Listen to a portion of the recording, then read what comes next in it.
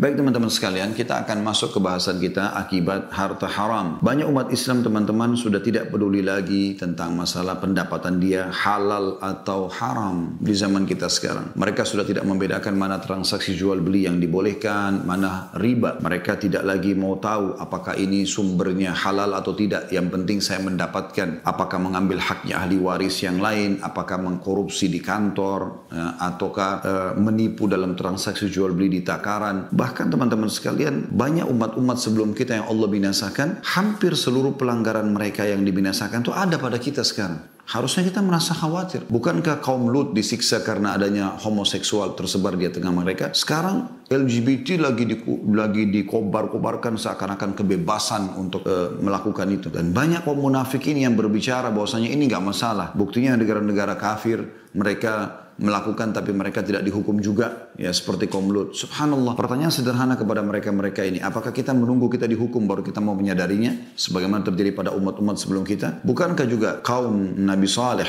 Nabi Syuaib, ya Nabi Syuaib tepatnya, mereka di negeri Madian curang dalam timbangan, dan itu sudah banyak terjadi di waktu kita sekarang. Banyak sekali pelanggaran-pelanggaran nabi-nabi sebelum kita terjadi pada kita. Maka kitanya harus lebih hati-hati harusnya. Dan Nabi SAW sudah menggambarkan kepada kita sebenarnya, dan sepertinya waktu itu ada di masa kita sekarang. Karena hampir mayoritas kaum muslimin, semoga Allah selamatkan, tidak menganggap bisa transaksi kecuali dengan riba, padahal riba haram misalnya. Alasannya, saya nggak mungkin punya rumah kalau saya tidak KPR, walaupun harus riba. Saya nggak mungkin punya kendaraan kecuali saya harus cicil dengan cara riba. Saya tidak mungkin bisa membiayai keluarga kecuali dengan riba, walaupun utang dengan berbunga ya. Jadi seakan-akan mereka mengurung diri mereka di pendapatan itu dan tidak mungkin kecuali dengan cara itu. Berapa banyak orang sekarang sibuk dengan kartu kreditnya, beli ini, beli itu, padahal semuanya dengan utang dan dibayarkan oleh bank ribawi. Dan ini riba, satu-satunya dosa yang Allah Subhanahu wa taala mengancam ya, dalam surah Al-Baqarah surah nomor 2 ayat 275-276 dengan diperangi oleh Allah dan Rasulnya. Nabi SAW sudah menyampaikan kepada kita dalam hadis Bukhari dan diriwayatkan dari Abu Hurairah radhiyallahu anhu di nomor 2000. Tentu ini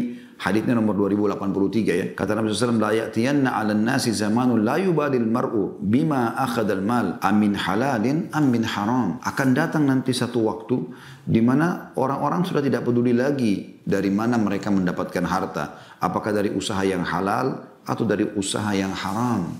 Bagi mereka nggak penting itu. Tidak mereka fikir akan ada efek-efek daripada masalah pendapatan haram ini. Nanti akan kita bahas insya Allah lebih jauh tentang apa sih efeknya gitu. Di dalam sebuah statement yang disampaikan oleh Ibnu Taimiyah rahimahullah, beliau berkata, wal qalilu minal halali yubarak fihi wal haramu al kathir yadhhab wa yamhaquhu Allah taala. Ini diambil dari Majmu' Fatawa beliau, Majmu' Fatawa di jilid 28 halaman 646. Beliau mengatakan sedikit dari yang halal itu lebih banyak membawa berkah di dalamnya, sedangkan yang haram yang jumlahnya banyak hanya cepat hilang dan Allah akan menghancurkannya. Jadi misalnya dana korupsi misalnya, mungkin dia berkhayal dengan sekian miliar di rekening dia, ya, pendapatan dia, atau misalnya teman-temannya di kantor sedang bagi-bagi ada sebuah proyek apa yang dianggap itu bisa menghemat dana dan ternyata bukan milik mereka, lalu dibagi-bagi, yang penting dapat duit gitu kan. Dia tidak berpikir, dia cuma lihat jumlahnya, toh bisa cukup untuk beli kendaraan, bisa membawa keluarga untuk safar bersenang-senang. Mereka tidak berpikir efeknya. Semua itu akan ada efek-efek yang berat. Umumnya akan ada penyakit yang kronis, umumnya ribut rumah tangga, umumnya anak-anak jadi durhaka, banyak efek-efeknya. Sampai sebagian ulama menganjurkan kalau ada seseorang yang menemukan banyak permasalahan dalam hidupnya, maka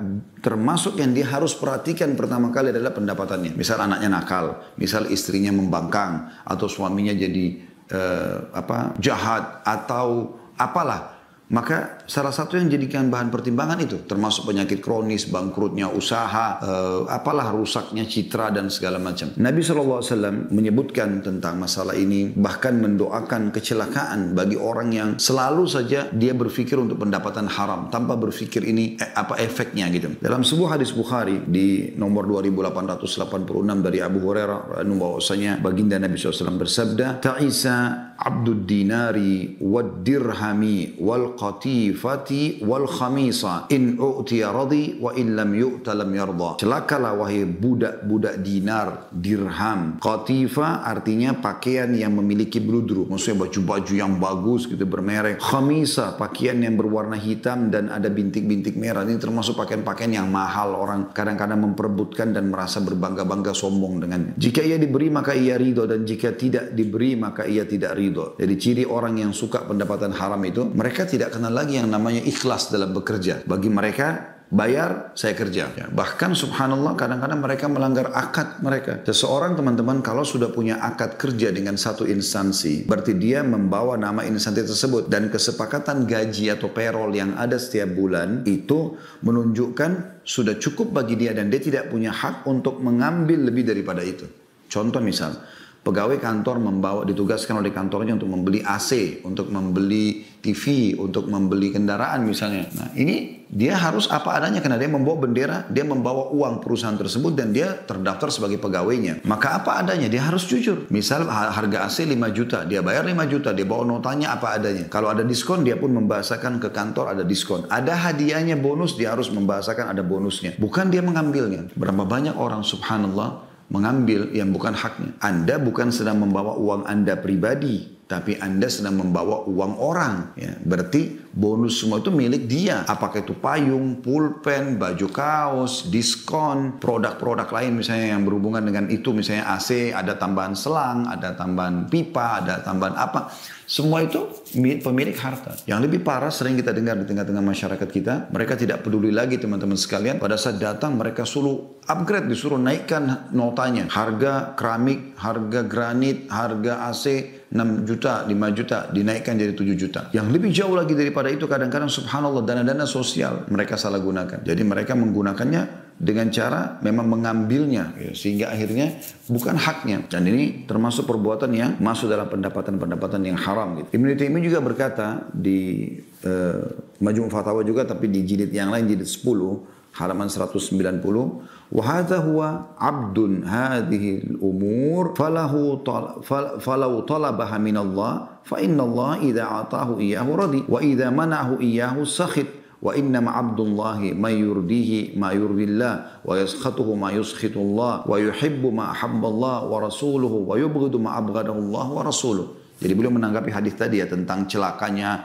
hamba dinar, hamba dirham gitu kan, hamba pakaian mewah yang dia tidak mau peduli dari sumber halal atau haram gitu. Inilah yang namanya budak atau budak harta-harta. Jika ia memintanya dari Allah dan Allah memberinya, ia pun ridha. Namun ketika Allah tidak memberinya, ia pun murka. Kemudian beliau mengatakan, Abdullah atau seorang hamba Allah adalah orang yang selalu ridha terhadap apa yang Allah ridhai dan ia murka terhadap apa yang Allah murkahi. Cinta terhadap apa yang Allah dan Rasulnya cintai, serta benci apa yang Allah dan Rasulnya benci. Ali bin Abi Thalib berkata, teman-teman sekalian, dalam sebuah statement yang menarik, barang siapa yang berdagang namun belum memahami ilmu agama, maka dia pasti akan terjerumus dalam riba. Kemudian dia akan terjerumus ke dalamnya dan terus-menerus terjerumus. Umar bin Khattab juga mengatakan, la yattajir fi suqina illa man faqiha aklur riba atau aklar riba. Janganlah seseorang berdagang di pasar kami kecuali dia sudah faham betul tentang seluk-beluk riba. Jadi Umar bin Khattab melarang di pasar beliau, di masa khilafah beliau, berdagang kecuali semua pedagang itu sudah harus tahu. Tidak ada transaksi riba di sini. Coba Anda bayangkan dengan zaman kita sekarang. Bisa dikatakan tidak ada pasar yang tanpa riba. Tidak ada mall yang tanpa riba. Transaksi menggunakan perbankan-perbankan ribawi, kartu kredit dan segala macam gitu kan. Walaupun masih ada fatwa ulama mengatakan kalau orang tidak mendapatkan perbankan syariah atau ada fasilitas yang dia tidak dapat dan dia cuma menggunakan sebagai fasilitas transaksi saja sebatas itu, masih ada yang membolehkan. Tapi kan ada akad antara Anda dengan perbankan tersebut. Nah, apalagi kalau kartu kredit kadang-kadang ya. Yang unik ini, orang kan kalau utang, teman-teman sekalian, itu syaratnya dalam Islam harus tidak mampu. Dan memang dia niat untuk membayarnya. Tapi kapan seseorang mampu, sengaja utang, ini ada bahasan sendiri para ulama. Karena dia mampu untuk membayar, kenapa dia harus utang? Karena ada hadits Nabi SAW, matlul ghani zulm, menunda-nunda pembayaran bagi orang yang mampu, kezaliman. Ya. Jadi nggak boleh. Makanya teman-teman, kita lihat di kartu kredit itu makin kaya dia, ya, maka makin besar limitnya, makin dibukakan pintu utang. Ada orang subhanallah, maaf Bapak Ibu sekalian saya membahasakan ini, tentu saya tidak sebutkan perbankan tertentu, saya cuma menyebutkan masalah tentang fungsi kartu kredit yang sekarang banyak terjadi. Subhanallah, sabunnya, odolnya, sikat giginya, handuknya, ya, listriknya, semua makanan, minuman yang dia konsumsi di rumah, pakaiannya, semua handphonenya, kendaraannya, semuanya ini riba. Kenapa? Karena semua dibayar pakai kartu kredit. Kenapa kok bisa riba? Ustaz, kan kartu kredit kita bisa bayar sebelum jatuh tempo. Iya, tapi kan pada saat Anda telat bayar, seperti apa? Telat satu menit saja misalnya, hari ini terakhir sampai jam 12 malam. Anda lewat 1 menit, Anda kena denda. Dendanya itu riba kan? Atau memang kalau Anda memastikan memang Anda bisa memang menjaga supaya tidak kena sama sekali, itu mungkin masih ada celah yang kita bisa mengatakan. Tapi umumnya orang tidak seperti itu. Telat kena gitu kan. Dan kita harus membedakan teman-teman pada saat kita sedang transaksi, mana kebutuhan, mana keinginan. Ini harus kita fahami baik-baik. Selama itu kebutuhan, kita penuhi. Karena itu tidak bisa kalau kita tidak penuhi makanan, minuman yang harus kita konsumsi. Kalau tidak, hari itu kita kelaparan misalnya. Dan keinginan itu adalah selalu mengikuti angan-angan, tidak pernah selesai. Keinginan nggak pernah ada selesainya teman-teman. Diskon di semua swalayan pasar itu tidak akan habis sampai hari kiamat. Jadi Anda jangan kemakan dengan diskon hanya memaksakan diri. Ya, gitu. Kita sesuaikan dengan apa yang kita butuhkan. Sehingga memang berjalan ya dengan kehati-hatian karena semua akan ada hisabnya.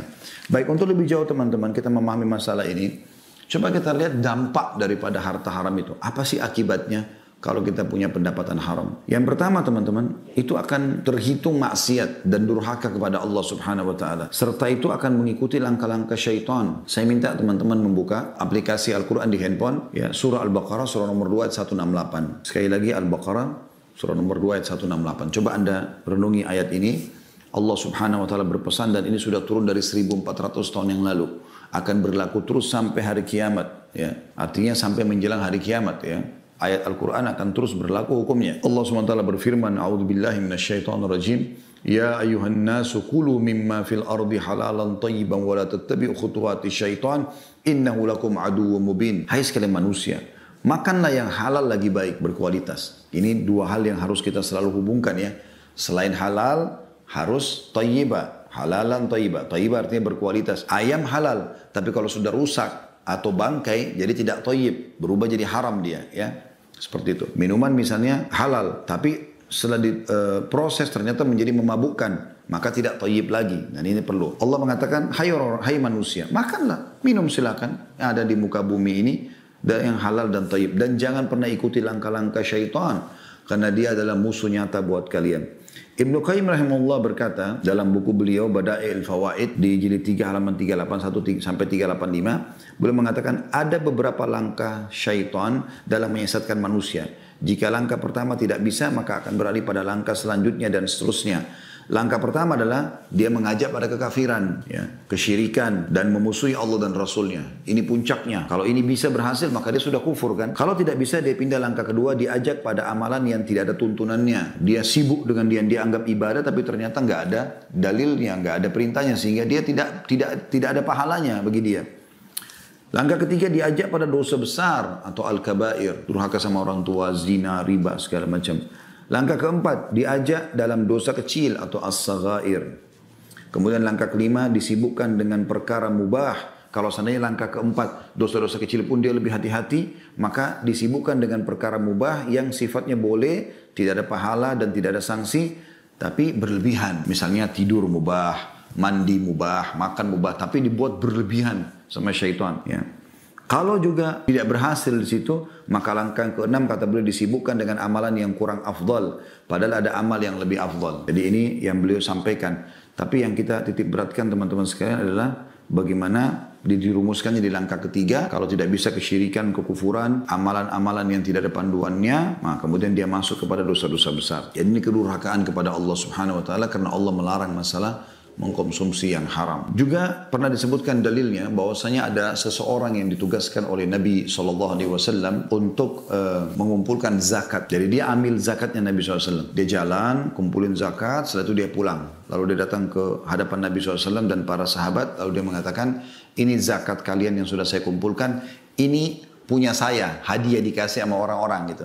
Pada saat lagi ngumpulin zakat, apa yang terjadi? Jadi seperti Anda kalau lagi tugas kantor, tadi yang saya kasih contoh di awal-awal pertemuan, kemudian Anda dapat bonus, dapat diskon. Apa kata Nabi SAW? Beliau naik di atas mimbar, SAW, kemudian beliau mengatakan setelah memuji Allah dan menyebutkan salawat untuk diri beliau SAW, beliau mengatakan, kenapa ada sebagian orang yang kami tugaskan untuk mengumpulkan zakat, kemudian, artinya sebagai pegawai, kemudian kemudian dia datang kepada kami dan mengatakan ini zakat kalian dan ini adalah punya saya. Coba dia duduk di rumah orang tuanya, apakah yang bonus itu akan datang kepada dia? Kalau dia sedang tidak bertugas, maksudnya atau bukan dia yang bertugas? Dan saya tidak. Artinya Nabi SAW menegur, tidak boleh. Ini pelanggaran yang bukan hak Anda, jangan. Itu durhaka kepada Allah dan Rasulnya. Yang kedua, efeknya adalah dia bisa, teman-teman sekalian, membuat orang jadi malas beribadah. Pendapatan haram itu membuat orang malas beribadah. Sebagaimana dinukil dari Al-Quran, surah Al-Mu'minun, ayat 51, yang berbunyi, A'udzubillahi minasyaitonirrajim, Ya ayuhar rusulu kulu minat tayyibati wa'amalu salihan, inni bima ta'amaluna alim. Hai Rasul, hai para Rasul, makanlah dari makanan yang baik dan kerjakanlah amal yang soleh. Sungguhnya aku maha mengetahui apa yang kamu kerjakan. Yang dimaksud dengan makan yang tayyib, yang baik, di sini adalah makanan yang halal, sebagaimana disebutkan oleh Sa'id bin Jubair dan Ad-Dahhak, dua ulama tabi'in. Diambil dari tafsir Ibnu Katsir, tafsir Quran Al-Azim, jilid 5 halaman 462. Ibnu Katsir berkata rahimahullah, Allah Ta'ala pada ayat ini memerintahkan para Rasul alaihi wassalatu wassalam untuk memakan makanan yang halal dan beramal soleh. Penyandingan dua perintah ini adalah isyarat bahwa makanan halal adalah yang menyemangati melakukan amal soleh. Yang berarti, ya, kalau orang makan yang haram akan malas beribadah. Ini luar biasa. Pernah teman-teman Nabi Muhammad SAW renungi kisah ini ya. Saking pedulinya beliau dengan jangan sampai makan yang haram ya. Syubhat aja beliau ragu. Satu waktu pernah beliau gelisah nggak bisa tidur. Kalau seingat saya di rumah Ummul Mukminin Maimunah radhiyallahu anha atau Ummu Salamah salah satunya ya dari Ummul Mukminin, intinya di rumah salah satu Ummul Mukminin, lalu beliau gelisah.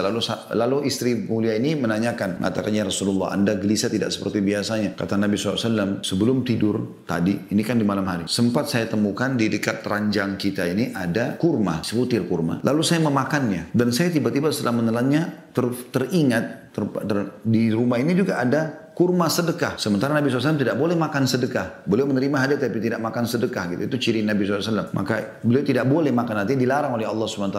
Beda dengan kita, boleh umatnya menerima sedekah. Tapi Nabi SAW tidak. Maka Nabi SAW mengatakan, aku khawatir itu termasuk ya yang harta sedekah, maka menjadi mengganggu aku. Saya mengganggu nanti bagaimana ibadahku kepada Allah Subhanahu Wa Taala.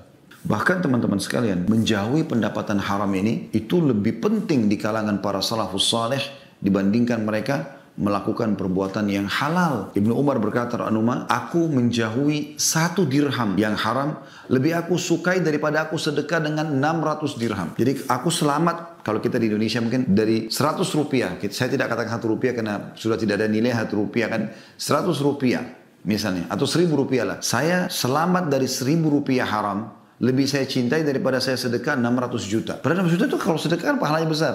Tapi mereka saking hati-hatinya, jangan sampai saya masuk makan 100.000 rupiah aja. Ya, seperti itu. Terlebih lagi teman-teman sekalian, perbuatan-perbuatan konsumsi haram ini memang perbuatan orang-orang non-muslim, bukan kita. Karena mereka tidak kenal masalah halal haram. Terutama bangsa Yahudi, mereka disebutkan oleh Allah Subhanahu Wa Taala dalam Al-Quran. Ya, dalam surah Al-Ma'idah ayat 62-63 yang berbunyi, A'udzu billahi minasyaitonir rajim. Wa tara katsiran minhum yusari'una fil itsmi wal 'udwani wa aklihim as-suht. Labisa ma kanu ya'malun. Laula yanhahumur rabbaniyuna wal ahbaru an qawlihimul itsma wa aklihim as-suht. Labisa ma kanu yasna'un. Dan kamu akan melihat kebanyakan dari mereka, maksudnya orang-orang Yahudi, bersegera membuat dosa, permusuhan dan memakan yang haram. Itu bagi mereka biasa.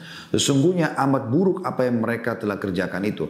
Mereka adalah orang-orang, mengapa orang-orang alim mereka, maksudnya para pendeta-pendeta mereka, tidak melarang mereka mengucapkan perkataan bohong dan memakan yang haram. Sesungguhnya amat buruk apa yang mereka kerjakan itu. Anda bisa baca juga, ikuti terjemahnya Al-Ma'idah 62-63. Ibnu Katsir rahimahullah berkata dalam tafsir beliau, tafsir Quran Al-Azim, jilid 3 halaman 429, ya, beliau mengatakan bahwa Rabbaniyun adalah para ulama yang menjadi pelayan, melayani rakyatnya. Sedangkan ahbar adalah sebagai ulama. Artinya, kenapa ulama-ulama mereka? Allah mengatakan, laula yanhamur rabbaniyuna wal ahbar. Para ulama-ulama mereka kenapa tidak menegur mereka untuk melakukan perbuatan-perbuatan tersebut? Haram. Dan ini tradisi mereka. Perbedaan dasar antara kita dengan orang-orang non-muslim, teman-teman sekalian, kita punya sistem. Judul sistem itu adalah 5 huruf. Halal. Dan ini yang selalu kita fokus, serta 5 huruf yang lain kita jauhi, haram. Semuanya, dalam semua lini kehidupan kita. Udah, judulnya ini. Halal, nikmati, haram, jauhi. Selesai. Dan Allah subhanahu wa ta'ala memudahkan buat kita saudaraku seiman, yang halal itu jauh lebih banyak daripada yang haram. Lalu untuk apa mencari yang haram? Allah pada saat haramkan babi, Allah ganti dengan sapi, kambing, ayam, kelinci, semua hewan air. Allah haramkan khamr, minuman keras. Allah halalkan susu, madu, sirup, air putih, banyak. Allah haramkan zina, Allah ganti dengan nikah. Sama-sama kebutuhan biologis, tapi ini nikmat, halal, status anak jelas nanti bukan anak haram. Ya. Kemudian juga biologisnya berpahala, ini haram. Anaknya nggak jelas statusnya, jadi anak zina. Juga melakukan biologisnya tidak nikmat dan segala macam karena buru-buru, ketakutan segala macam dan dosa besar zina termasuk dalam dosa-dosa yang membinasakan yang disebutkan oleh Nabi SAW. Maka kita temukan teman-teman yang halal banyak. Jadi kalau anda sering, saya pernah dengar itu juga ya di masyarakat kita ada seperti semacam rumor mereka mengatakan yang haram aja susah apalagi yang halal. Seakan-akan membenarkan sikap yang dia lakukan. Yang halal banyak. Anda bekerja ya, sebagaimana Nabi SAW katakan dalam sebuah hadis Bukhari ya, seseorang di antara kalian membawa potongan-potongan tali, kemudian dia pergi ke hutan atau ke gunung, dia kumpulkan ranting-ranting kayu, kemudian dia pikul di pundaknya dan dia jual di pasar, dia jual sehingga dia bisa hidup dari pendapatan itu, jauh lebih baik dibandingkan dia memakan, meminta-minta atau memakan yang haram. Jauh lebih mulia dia. Jadi bekerja jadi buruh bangunan kah, menjadi apa saja yang penting halal, jangan yang haram. Walaupun saudaraku seiman hidup anda susah, sabarlah dengan cobaan itu. Ada orang subhanallah Allah tinggikan derajatnya justru dengan cobaan yang berat di dunia, dengan sabar dia dapat pahala dan di akhirat dapat surga. Ada orang di dunia ada orang diberikan nikmat maka dia dengan syukur dia juga dapat itu kan. Tapi ada orang umumnya dicoba dengan cobaan karena Allah tahu kalau orang ini dibukakan rezekinya maka dia bisa berbuat maksiat kepada Allah SWT. Ada sebuah riwayat disebutkan Nabi SAW bersabda, Allah berfirman kepada malaikatnya, luaskan rezekinya si fulan karena kalau kau luaskan dia makin beribadah kepadaku.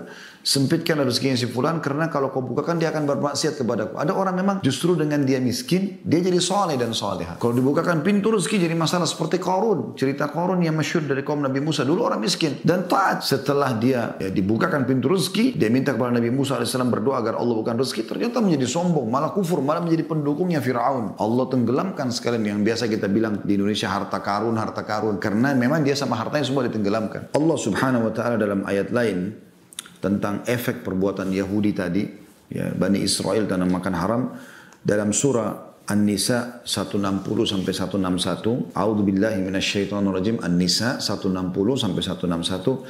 Fabidhulmin minal ladzina hadu harramna 'alaihim thayyibati uhillat lahum wa bisaddihim 'an sabilillahi katsira wa akhdhihimur riba wa qad nuhu 'anhu wa aklihim amwalan nasi bil batil wa atadna lil kafirin minhum 'adzaban alima. Maka disebabkan kezaliman orang-orang Yahudi kami haramkan atas mereka memakan makanan yang baik-baik yang dahulunya dihalalkan bagi mereka. Jadi karena mereka buat zalim, maka Allah akhirnya banyak makanan yang tadinya halal jadi Allah haramkan buat mereka. Dan karena mereka banyak menghalangi manusia dari jalan Allah, malah sengaja menyesatkan. Dan disebabkan mereka memakan riba padahal sesungguhnya mereka telah dilarang darinya.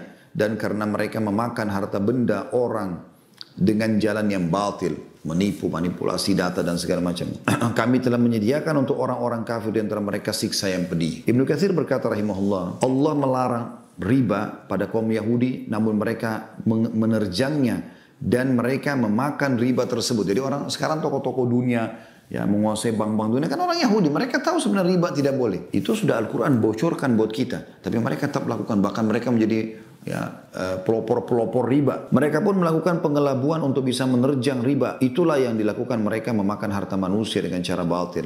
Diambil dari tafsir Quran Al-Azim. Jadi 3 halaman 273. Padahal Ibnu Katsir ini meninggal ratusan tahun yang lalu ya. Bagaimana kalau beliau hidup di zaman sekarang dan beliau lihat, maka beliau akan perkuat lagi apa yang beliau sampaikan tentang bagaimana mereka menghalalkan riba itu yang seharusnya seseorang menghindar darinya. Dari hadis Abu Hurairah juga radhiyallahu anhu beliau mengatakan la taqumus sa'ah. Bahwasanya Nabi SAW bersabda la taqumus sa'atu hatta ta'khudha ummati bi akhdhil quruni qablaha shibran bi shibrin wa dhira'an bi dhira'in. Fakila ya Rasulullah kafaris war rum faqala wa Qala wa manin nasi illa ulaik. Kiamat tidak akan terjadi hingga umatku mengikuti jalan-jalan generasi sebelum mereka, sejengkal demi sejengkal, sehasta demi sehasta. Lalu ada seorang sahabat bertanya, ya Rasulullah, apakah yang Anda maksudkan ini? Di mana disebutkan dalam hadis Tirmidzi nomor 614, pernah Nabi SAW bersabda kepada Ka'ab radhiyallahu anhu, ya Ka'ab bin Ujrah, innahu la yarbu lahma nabata min suhtin illa kanatin naru awla bihi. Wahai Ka'ab bin Ujrah, sungguhnya daging badan yang tumbuh berkembang dari sesuatu yang haram akan berhak dibakar dalam neraka. Ancaman dalam riwayat yang lain, sehingga saya riwayat Bukhari, lahmu nabata min suhtin an naru awla bihi. Daging yang tumbuh dari pendapatan haram, maka neraka lebih pantas baginya. Ini harus diperhatikan teman-teman sekalian. Berarti kita kalau makan yang haram, korupsi, manipulasi dan segala macam, berarti kita mengancam diri kita sendiri dengan api neraka, naudzubillah, karena akan menjadi bagian dari tubuh kita. Kita berikan kepada istri dan anak, sama. Kita lebih banyak, naudzubillah, panen dosanya, dan anak-anak juga, dan istri juga sama. Lebih jauh daripada itu teman-teman, yang keempat efeknya adalah doa nggak dikabulkan, doa tertolak. Kalau orang punya pendapatan haram, perhatikan hadis ini. Dan ini efek yang keempat daripada pelanggaran-pelanggaran ya, yaitu sabda Nabi SAW, Inna Allah tayyibun la yakbalu illa tayyiba. Allah itu bersih, suci, baik, tidak terima kecuali yang itu. Makanya Allah tidak pernah terima sedekah dari uang haram. Kayak misalnya Anda sengaja umroh dan haji dari pendapatan korupsi atau manipulasi, atau Anda berikan kepada orang tua dengan niat berbakti, atau Anda berikan kepada keluarga dengan niat sedekah pada mereka. Nggak ada pahalanya, ini malah menambah dosa buat Anda. Karena Allah tidak akan terima. Wa inna Allah amara al-mu'minina bima amara bihil mursalin. Kata Nabi SAW, dan Allah memerintahkan orang-orang beriman sebagaimana Allah telah perintahkan para utusannya. Faqala, dalam firman-Nya, ya ayuhar rusulu kulu minat tayyibati wa'malu salihah. Wahai para utusan, ya, makanlah dari yang baik-baik dan berbuat amal saleh. Tadi sudah kita sebutkan, salah satu efeknya adalah orang kalau makan haram jadi malas beribadah. Kalau orang makan halal malah akan semangat beribadah. Wa qala ta'ala, dan Allah juga mengingatkan, ya ayyuhalladzina amanu kulu min tayyibati ma razaqnakum. Hai orang beriman, makanlah dari yang baik-baik yang telah kami jadikan rezeki buat kalian. Thumma dzakara ar-rajula yutilu as-safara ash'atha akbara yamuddu yadayhi ila as-sama'. Lalu beliau menyebutkan ada seseorang yang telah melakukan perjalanan jauh, rambutnya acak-acakan, ya, badannya penuh dengan debu, lalu dia mengangkat tangan ke langit. Dia mengatakan, ya Rabbi, wahai Tuhanku, wahai Tuhanku. Dia berdoa, meminta sesuatu kepada Allah. Mungkin kesembuhan, mungkin keselamatan, mungkin rezeki, mungkin anak, mungkin pasangan hidup, mungkin pekerjaan atau apa saja. Tapi Nabi SAW mengatakan, wa mat'amuhu haram. Sementara makanannya haram. Wa malbasuhu haram. Pakaiannya haram. Wa gudhiya bil haram. Dia pun diberikan konsumsi dari yang haram. Fa anna yustajabulah. Bagaimana bisa Allah terima dari dia? Ya akan dapat apa-apa, gitu kan? Hadis ini riwayat Muslim nomor 1015. Berarti doanya ya ditolak. Ini efek yang besar sekali, bahaya ya. Kemudian yang kelima teman-teman, transaksi yang haram ini atau pendapatan haram ini salah satu penyebab dari mundurnya kaum muslimin. Jadi efeknya besar sekali. Efek kepada individu bisa terancam dengan neraka, bisa terancam dengan segala macam masalah. Keluarganya juga begitu ya. Dia sakit, ya istrinya sakit, habis hartanya.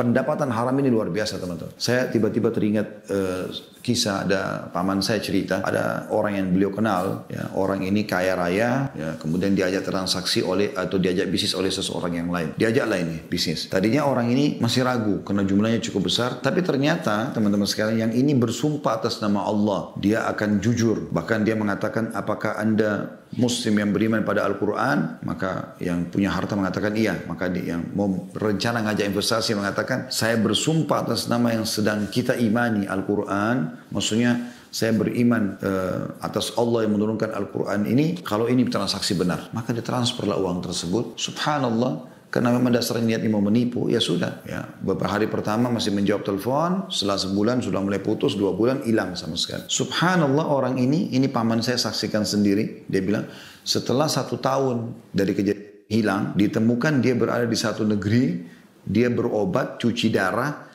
yang biayanya berlipat-lipat ganda dibandingkan uang yang sudah dia ambil itu. Kuasa Allah. Hati-hati teman-teman. Jangan bermain-main dalam masalah seperti ini.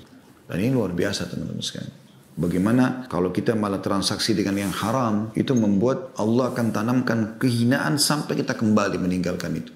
Sekarang perzinahan teman-teman sekalian nampak di mana-mana. Bahkan diganti namanya dengan hiburan. Karaoke sekarang apa isinya? Apakah cuma sekedar nyanyi-nyanyi? Tidak. Pasti ada pendampingnya perempuan. Kenapa harus ada perempuan di situ menemani? Dan itu semuanya bersepupu, bersaudara dengan minuman keras. Ya. Terus nanti selain ikhtilat bercampur dengan perempuan, nanti akan ada perzinahan. Transaksinya juga kadang-kadang pakai uang riba. Ya, ini luar biasa. Begitu juga dengan transaksi riba yang sangat marak. Semoga Allah SWT selamatkan kita sekarang darinya. Itu luar biasa. Dianggap biasa semuanya. Allahu a'lam.